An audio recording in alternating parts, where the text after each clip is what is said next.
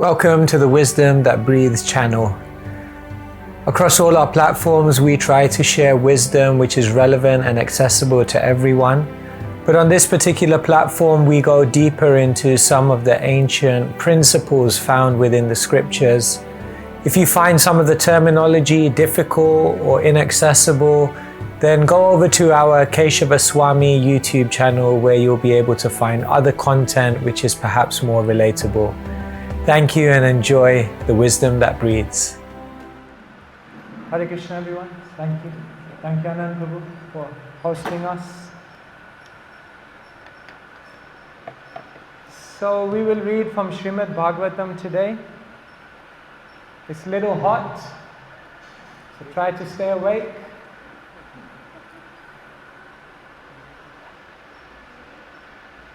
Today we're reading from Canto number 1, chapter number 6, entitled The Conversation Between Narada and Vyas. And today we're reading from 16, no? 17? 17. 17. Hari Hari. Okay, so very important chapter. Conversation between Narada and Vyas, because this is how the parampara is continuing. Krishna first instructed who? Brahma. Tene Brahmarida ya adikavaye muyanti atsuraya. When Brahma created the universe, then Krishna within the heart of Brahma gave him Chatu Shloki Bhagavatam. So first connection is Krishna to Brahma. Then Brahmaji, he had many sons, but the foremost of his sons was Narad. And therefore Brahmaji imparted all the knowledge of bhakti to Narad Muni. And then Narad Muni, his name Nara means Narayan and Da means to give. So Narada means one who gives Krishna, gives Narayan to everyone. So therefore Narada goes everywhere. Maybe he also comes to Mombasa. Yes, Narada goes everywhere and he teaches. So one time Narada Muni came to Badrik Ashram. Has anyone ever been to Badrik Ashram? In the Himalayas, very high. There is a cave, Vyasadeva Gufa. Because Vyasadeva was writing there. So Vyasadeva is still living there today, if you want to go and meet him. But you have to have Vidya Chakshush, you have to have spiritual eyes. So when Narad Muni came to Badrik Ashram, then he instructed Vyasadeva. So now the conversation between Vyasadeva and Narad Muni is going on. Jai Shri Rukmini Dwarkadish ki, Sitaram Lakshman Hanuman ki, Shri Gaurnitai ki. So now the conversation is going on. So normally when you have a conversation with someone, you ask them something to know their background, isn't it? When you meet someone for the first time.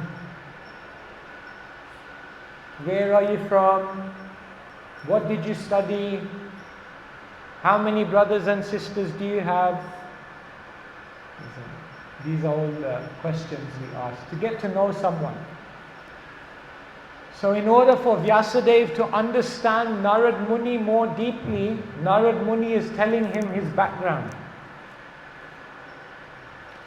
So Narad Muni is explaining how he became self-realized.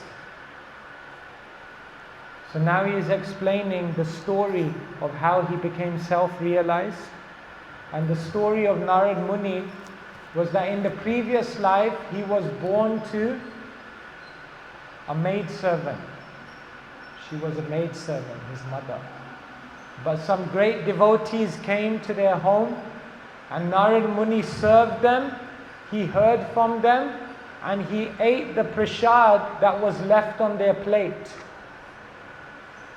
So if you have the opportunity to eat the Mahaprasad from the plate of someone who is a great Vaishnava, then it's very dangerous for your material life.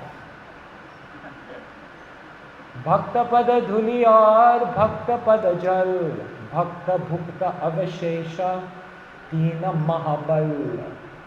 Mahabal means very powerful. There are three things which are very powerful in the world. Nuclear missiles, is it?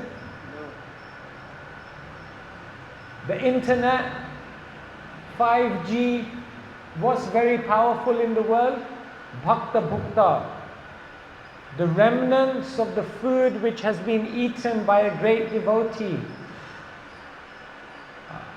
Bhakta Dhuli. The dust which has come from the feet of a great devotee. Bhakta Pada Jal. And if someone washes the feet of a devotee, then that jal, that water. Tina Mahabal. If you touch these things, in Gujarati they say, Pati gyu. It's all over, finished. Because it's very powerful spiritual influence. So Narad Muni, he took the Bhakta Bhukta. He ate the remnants of the great Vaishnavas. And then he started to experience spiritual ecstasy. So this is the verse we're reading today. Premata bhara nirbhina kulakango tini vrata ananda samplave lino napasyam ubhayam mune. So Narad Muni is explaining to Vyasadeva. O Vyasadeva, at that time, being exceedingly overpowered by feelings of happiness, every part of my body became separately enlivened. Being absorbed in the ocean of ecstasy, I could not see both myself and the Lord.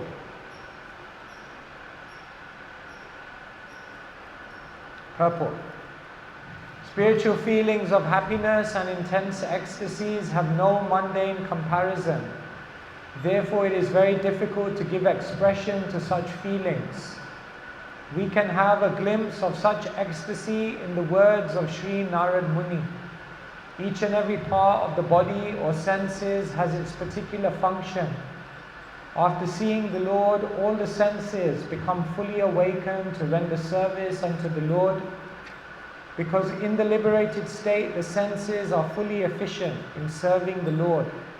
As such, in that transcendental ecstasy, it so happened that the senses became separately enlivened to serve the Lord. This being so, Narad Muni lost himself in seeing both himself and the Lord simultaneously. So basically, Narada Muni, he got a lot of mercy from the great devotees. And then he began to meditate on Krishna.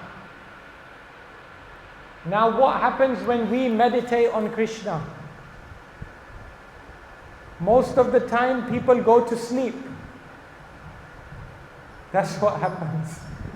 When the class begins, when the kirtan begins, when the spiritual katha is going on, then the next thing that happens is the eyes close. Or at least if the eyes don't close, then the mind goes somewhere else. One of the two. Either mind goes to sleep or the mind goes to another place.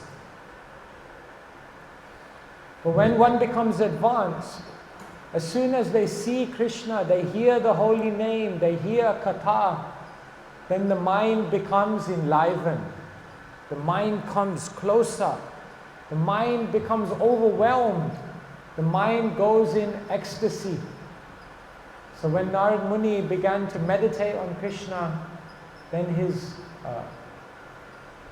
he became overwhelmed with ecstasy.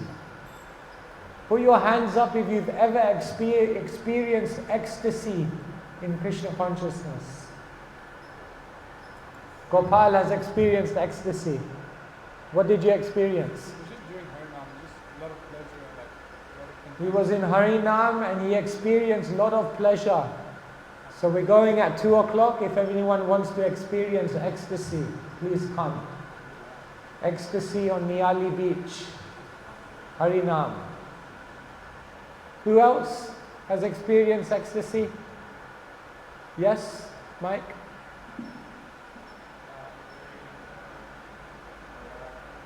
During Mangalarti. My God. Ecstasy of sleep? Full ecstasy. Mangalarti, the most auspicious arti. Yes, Anand Prabhu.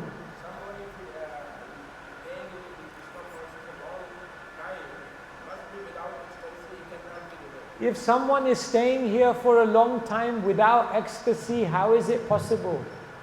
How can you remain? Sometimes people say no meat eating, no gambling, no intoxication, no onions and garlic.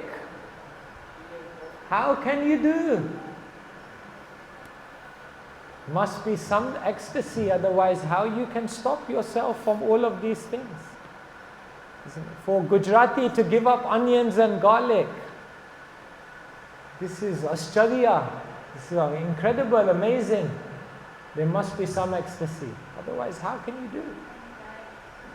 Sorry Mataji? Even a child? Even chai, tea and coffee. Sarvasya chai hum, we tell people, Krishna says. All varieties of tea. Sarvasya chai, sarva dharman. There must be some ecstasy, some higher taste. So here Narad Muni is saying everyone experiences some anand, isn't it? In India they say, Aaj ki anand, today's joy. But the ecstasy we feel is actually just a glimpse. What Narad Muni is experiencing is real ecstasy. 8 things happen when you experience real ecstasy. Are you interested? Whoa. First thing is stambha. What does stambha mean? You become stunned, isn't it? Stambha means like in the same place, like you become frozen. Sometimes if you see something very amazing, you become so stunned you can't move. This is ecstasy, stambha. Next thing is sveda. Do you know what sveda means? Sweating. Not just under the heat of the Mombasa sun, but you begin perspiring.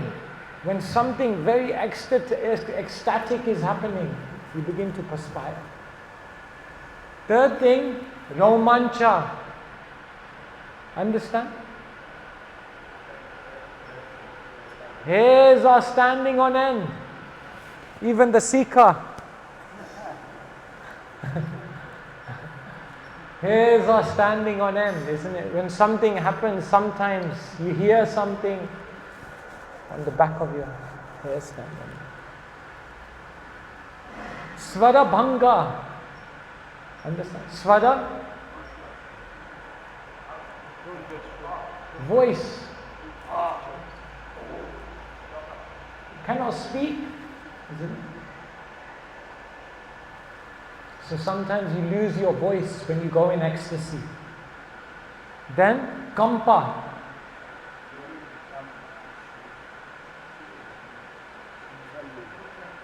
Trembling. Not just because, the tax man is coming to take all your money. Trembling because ecstasy. Then, Vaivarnya. Understand? Vaivarnya? This one many people don't know. The skin becomes pale. The skin color will become very pale when you're in ecstasy. Ashru, that. Tears. Ocean, tears. I'm feeling one moment to be like millions of years. Tears are coming down from my eyes like torrents of rain. And the final one, this is a dangerous one. Pralaya. Understand? Pralaya? Fainting, devastation. Completely devastated, fainting. Completely. So sometimes we get some shadow bhav. Sometimes we get some taste of this, isn't it? Have you sometimes been in a kirtan and your hair stand on end? Yeah, sometimes. Have you sometimes been stunned in hearing something, or sometimes?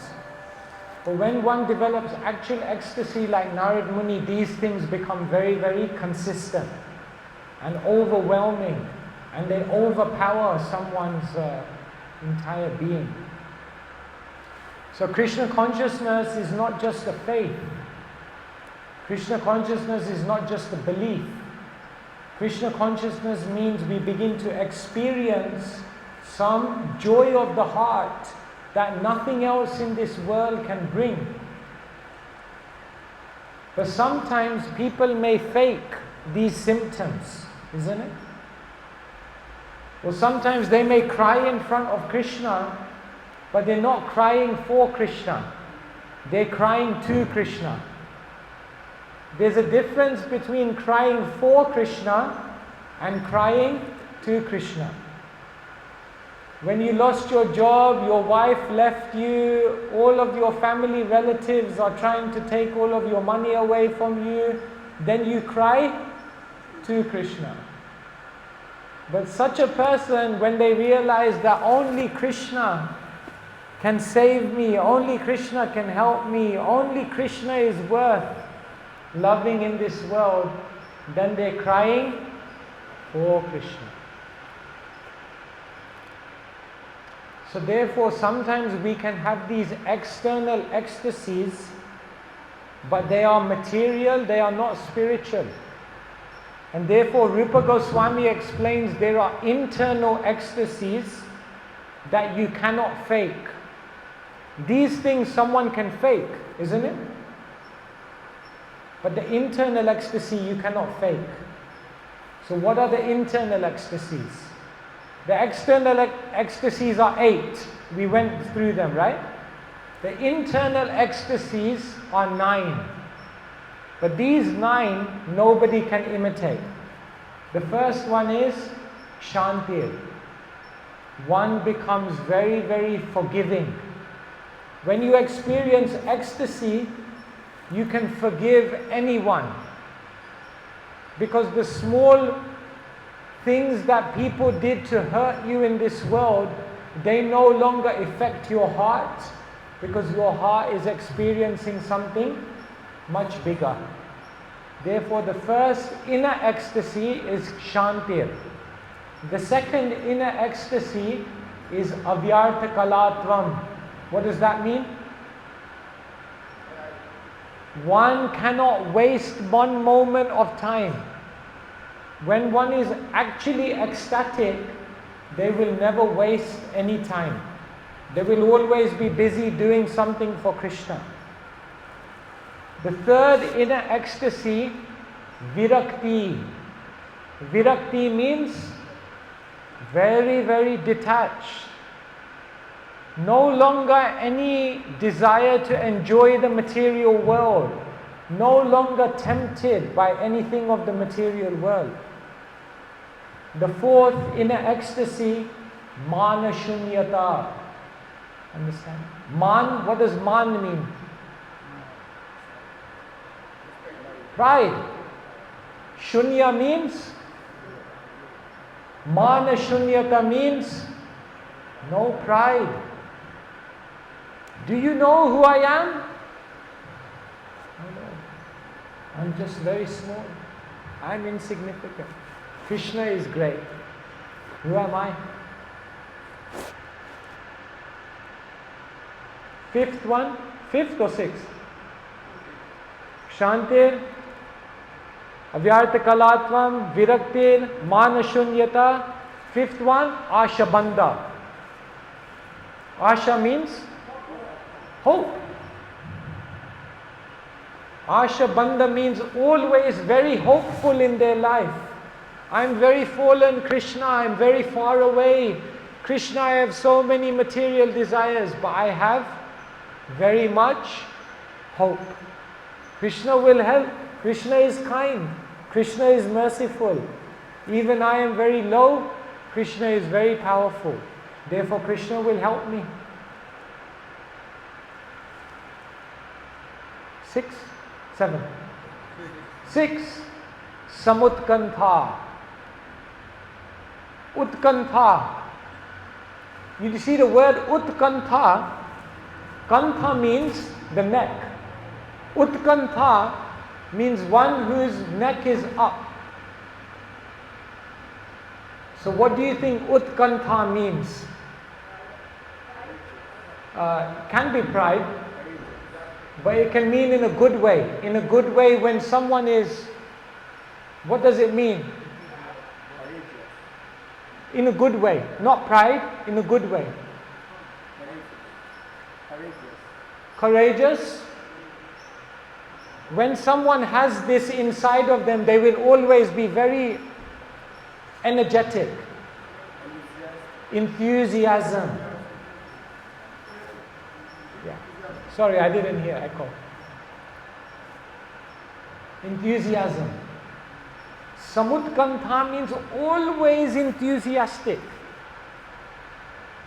If one has actual bhav, ecstasy, they will always be enthusiastic. Otherwise, some days enthusiastic, some days not, up and down. Then 7.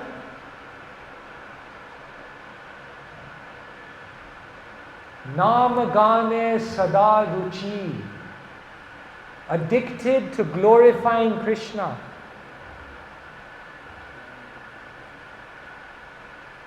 They cannot stop talking about Krishna. They cannot stop glorifying Krishna. They cannot stop speaking about Krishna's pastimes, his philosophy, his teachings.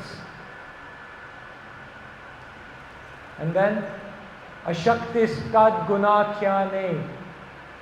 This means addiction. They are addicted. They love to chant Krishna's holy names, and they are addicted to discussing Krishna's qualities. And the 9th and last one, Pritistad vasati stale. Vas means to stay. Vasati stale. They always want to stay in Krishna's home. Which place is Krishna's home? Vrindavan. Dwarka. Mathura. They want to always stay in the holy place. So therefore, if one has actual bhav, then externally what will happen? Tears, hair standing on end, trembling, fainting. But someone may fake this. Therefore, if they actually have bhav, then not only externally they have these things, but internally, forgiving, not wasting any time, enthusiastic, always humble, always chanting Krishna's names, always talking about Krishna's activities, always thinking of Vrindavan, always hopeful, then they actually have bhav. So here in this verse, Narad Muni is saying everyone has the opportunity to develop bhav. Put your hands up if you have some bhav for Krishna. No bhav? Even a little? Mataji, any bhav for Krishna? Little bit? No? Some bhav. But we want more bhav. Therefore, we have to practice Krishna consciousness nicely, and then more ecstasy will come. This is what Narad Muni is explaining to us. Hare Krishna, Krishna Krishna, Hare Hare, Hare Rama, Hare Rama, Rama Rama, Hare Hare. Any question? So you explained like external symptoms and internal symptoms, but the internal symptoms seem more like qualities than symptoms which come and go like external symptoms. So like what's the difference between? Yeah. So the internal symptoms seem more like qualities that are there all the time, and the external ones seem more like things that come and go. So that's true. Because for the external symptom to come about, there must be something called a stimulant. Something stimulates, and then the external symptom comes. For example, if someone is walking and they see a peacock feather, then immediately they remember Krishna, they may begin crying. Because there must be some stimulant to create the ecstasy. But the internal ones, they don't require any stimulant. They are always there within you all the time. Always forgiving, always tasting the holy name. So that's also true. The external ones are usually triggered by a stimulant, whereas the internal ones are always the steady state of the devotee.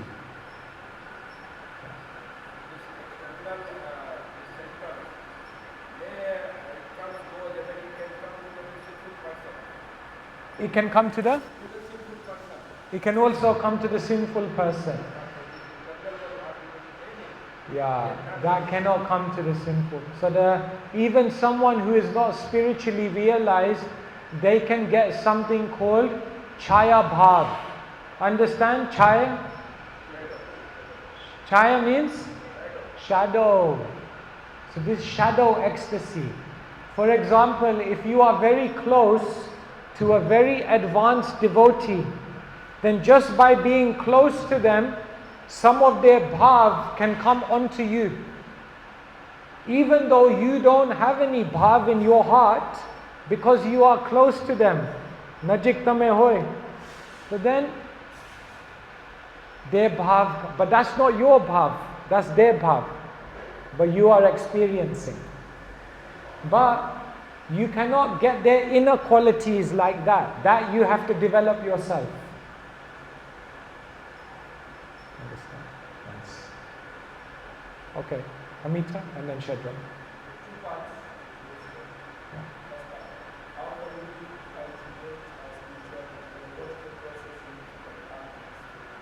How do we come to this stage? Therefore, hearing, chanting, serving, Navavida Bhakti, Shrinvatam Swakatha Krishna Punyashra, Shravanam Kirtanam Vishnu, Smaranam Padasevanam, Archanam Vandanam Dasyam, Sakyamatma Nivedanam. You have that verse here? Is somewhere? Hearing, Shrinvatam, Kirtanam, singing. Smaranam, Padasevanam, serving humbly. Archanam, Vandanam, Dasyam, Sakyam, become Krishna's friend. Atmanivedanam, give up everything. Who wants to do Atmanivedanam today? Give up everything for Krishna. Manasa deho geho jo kichu mor arpila tue pade nanda kishore. We are signing anyone up who wants to do. Tomorrow. I'll come tomorrow. So this is the process.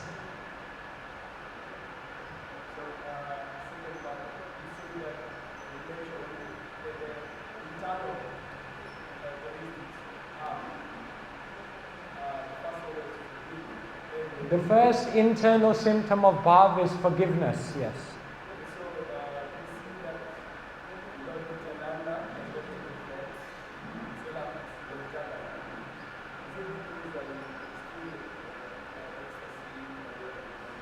Lord Nityananda and Lord Jagannath are very forgiving.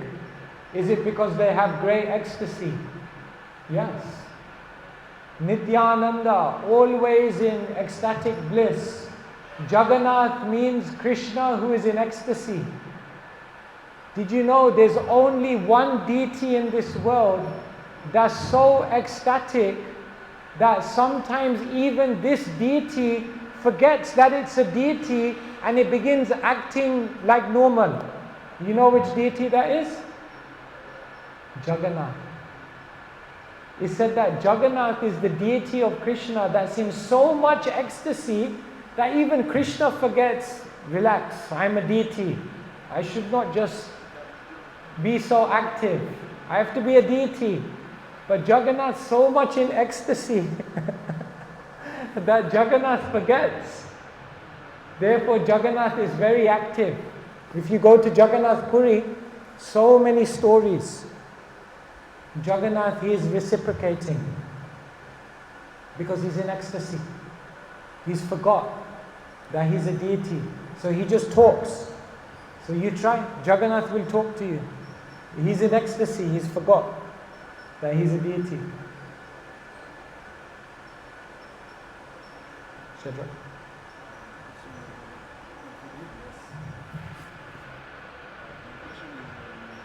My question is on forgiveness.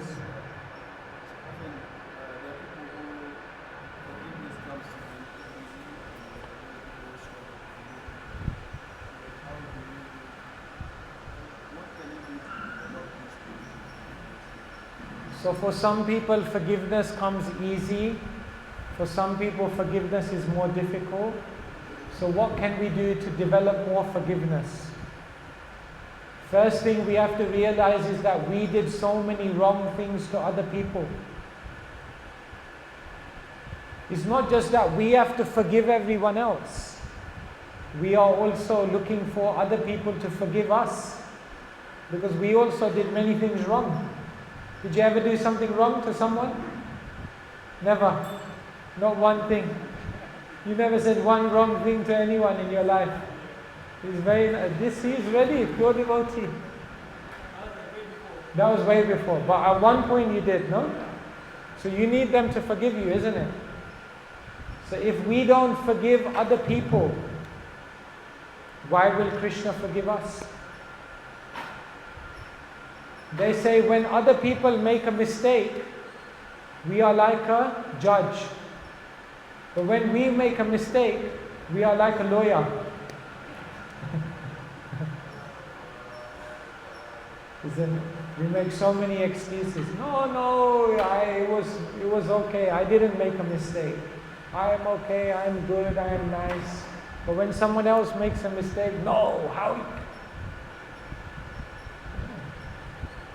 We have to forgive others, because if we don't forgive others, will Krishna ever forgive us? The other reason why we forgive is because we realize it was my karma. Nothing happens by chance. So they were not the cause of my suffering. They were simply the messenger, the instrument of my suffering. Other people don't cause your suffering. We cause our other suffering, and people come to give it to us. Therefore, we understand they are just a messenger. They are just the instrument of my karma. It's my fault. Hard. But that's what a Vaishnava understands. And the third reason why we forgive is because we realize this is good for me. When someone criticizes me, it's good for me. When someone causes some pain to me, it's good for me. When someone makes me feel uncomfortable, it's good for me. Because it reminds me, this world is not a nice place. Mamupetya punarjanma dukhalayam shashvatam. This world is full of misery. So when someone brings that misery to me, I can forgive them, because I realize you are bringing misery to me. You are reminding me to go to the place where there is no misery. What's the name of the place where there is no kuntha? Vaikuntha. So bring misery to me. I offer my forgiveness, my thanks to you, because you're reminding me I need to go to the place where there is no misery. Vaikuntha. Thank you for reminding me. I need to get out of here. Thank you for reminding me.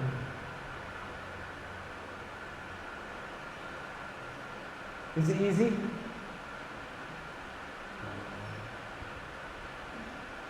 But it's possible. But we have to be more Krishna conscious.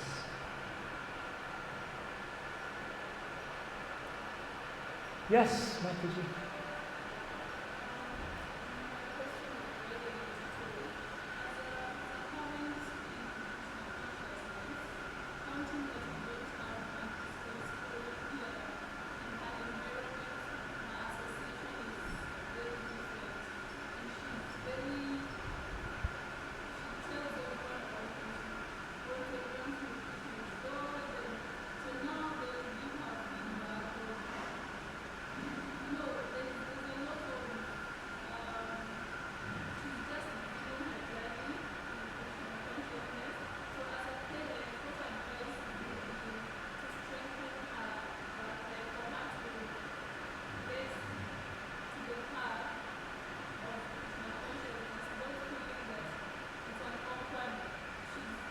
That she's different, or she's strange.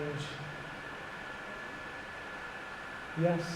So the question is, as a parent, how do you bring up your child to make sure that they will always be Krishna conscious? Most important thing, one of the most important things, is that she has many friends and many wonderful relationships with devotees.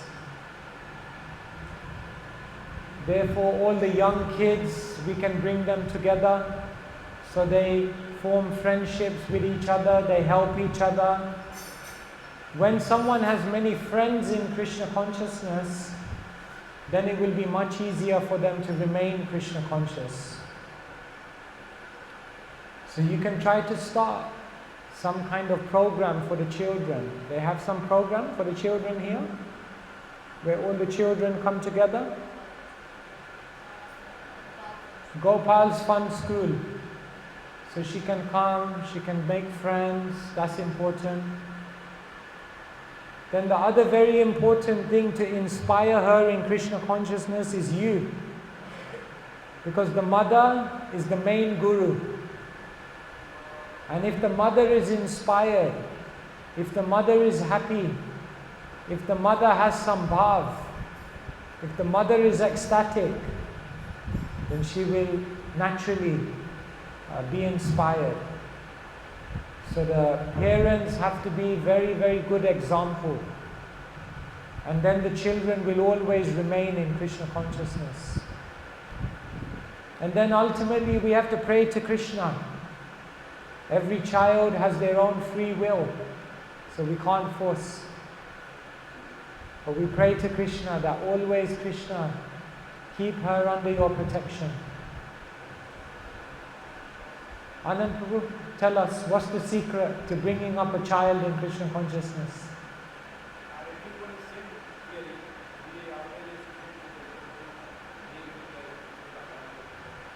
Always educate them, help them understand the philosophy. Like that. She will remain, she will not go anywhere. Once you taste Krishna consciousness, you cannot go anywhere else.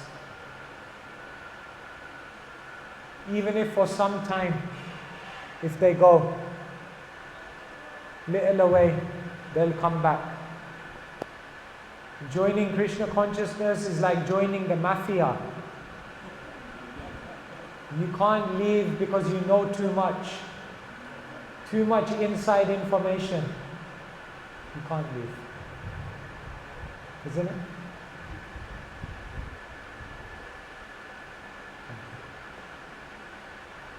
Alright, I think we should end there.